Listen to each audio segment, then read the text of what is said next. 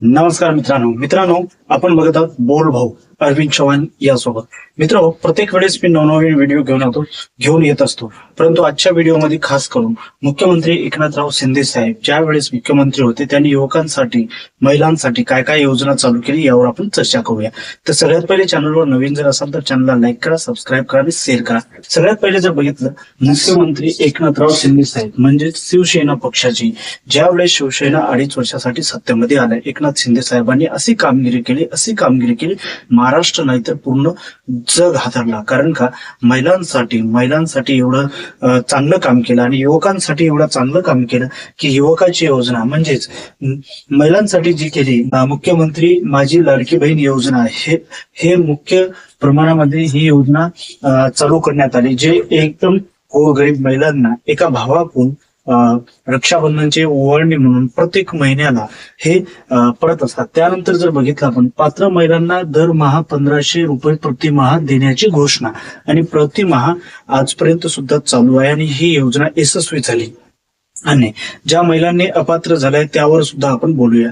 तर पहिले बघूया की त्यांच्या कार्यकाळामध्ये चांगल्या प्रमुख योजना त्यांनी राबवली. त्यानंतर जर बघितलं तर गरीब व मध्यमवर्गीय महिलांना आर्थिक आधार मिळावा हा उद्देश त्यांचा होता. कारण का महाराष्ट्रामध्ये जे एकमेव शिवसेना पक्ष जे धनुष्यबाण आहे हा एकनाथ शिंदे साहेबांनी चांगल्या प्रकारे राबवण्यात आली आणि महिलांपर्यंत पोहोचवली. तर महिलांसाठी चांगल्या प्रमाणे योजना काढली. कारण का अनेक लोक म्हणतात की हा भारतीय जनता पार्टीने काढला, परंतु एक वेळ तुम्ही विचार करा, जर एकनाथ शिंदे साहेब जर आपली संख्या घेऊन जर भारतीय जनता पक्षासोबत युती केली नसती तर त्यांना आज या योजनेचा लाभ खरोखरच महिलांना मिळालं नसतं.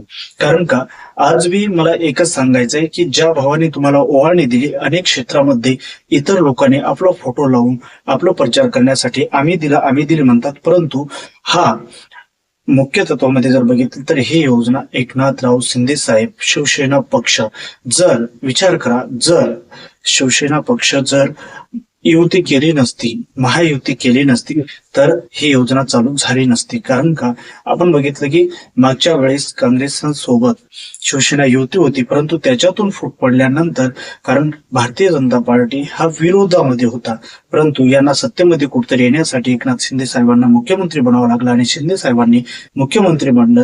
परंतु शिंदे साहेबांनी हे तळ्यागाळातील लोकांसाठी काम करणारा हा नेता, गोरगरीब जनतेला सोबत घेऊन बेरोजगारांना आणि तातडीचे निर्णय कोणत्याही गरिबांचं समस्या आणलं तर त्यावर योग्य तत्काळ निर्णय घेऊन कार्य करून देणारा हा एकमेव नेता म्हणजे एकनाथराव शिंदे साहेब.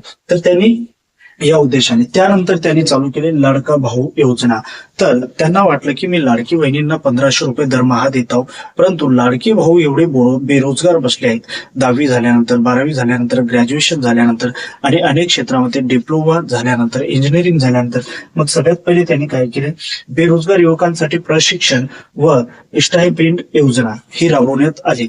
त्यानंतर त्यांनी 12वी पास युवकांना प्रतिमाह 6000 रुपये देण्याचं ठरवलं आणि त्यांना प्रतिमाह 6000 रुपये देण्यात आलं. त्यानंतर डिप्लोमा धारकांना 8000 रुपये देण्यासाठी योग्य निर्णय घेतला आणि 8000 रुपये त्यांनी युवकांसाठी लाडका भाऊ योजना हे यशस्वीपणे त्यांनी राबवली आणि त्यांनी 11 महिन्यासाठी ही योजना राबवण्यात सुरू केली. त्यांनी ही 11 महिने ते आपल्या 2.5 वर्षाच्या कार्यकाळामध्ये ही योजना राबवली. त्यानंतर जर बघितलं, पदवीधारकांना 10,000 रुपये, पदवीधारकांना 1000 रुपये प्रशिक्षण भत्ता देण्याची घोषणा केली आणि हे सुद्धा यशस्वी त्यांनी राबवली.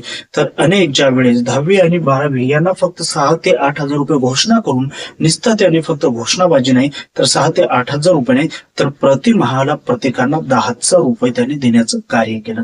तर मित्रांनो, असा मुख्यमंत्री परत होणं आहे आणि असा महाराष्ट्रातील जे शिवसेना आहे, जे धनुष्यबाण आहे, त्यांना आपण सुद्धा प्रतिसाद दिले पाहिजे आणि परत एकनाथरावजी शिंदे साहेब मुख्यमंत्री व्हावं यासाठी प्रत्येक जनतेने, महिलांनी सुद्धा लक्षामध्ये घ्यावं.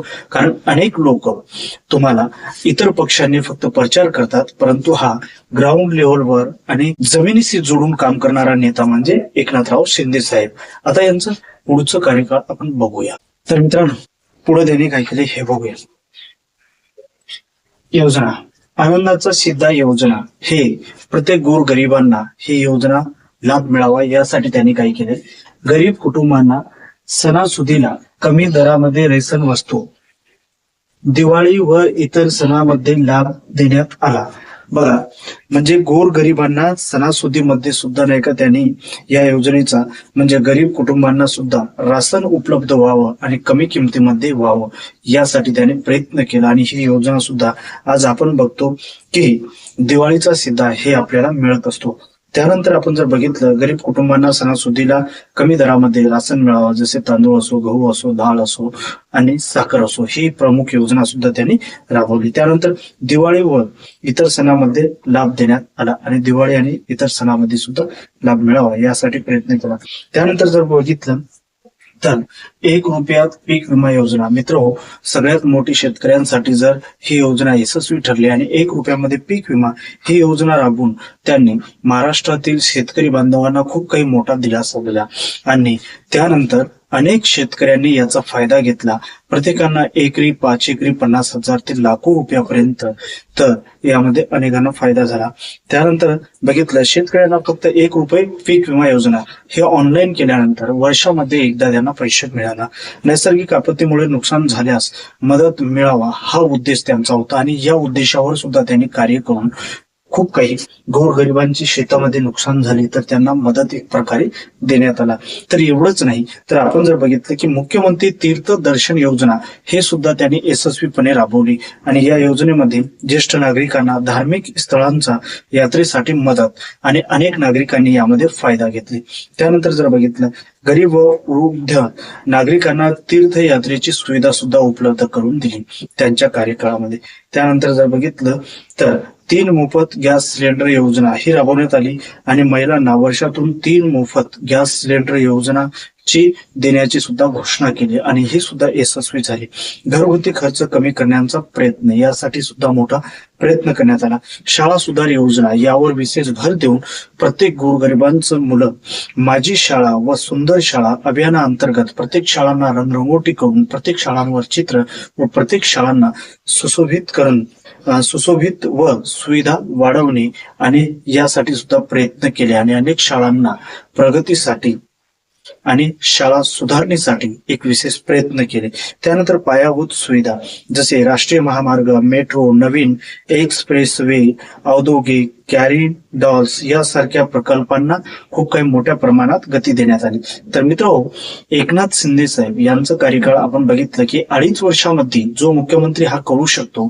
जर समजा भविष्यामध्ये तुम्ही यांना जर सहकार्य केलं तर विचार करा की हा मुख्यमंत्री आणि हा पक्ष भविष्यामध्ये काहीही करू शकतो आणि जनतेसाठी काही कार्य करू शकतो. व्हिडिओ जर आवडला तर नक्की चॅनल लाईक करा, सबस्क्राईब करा आणि शेअर करा.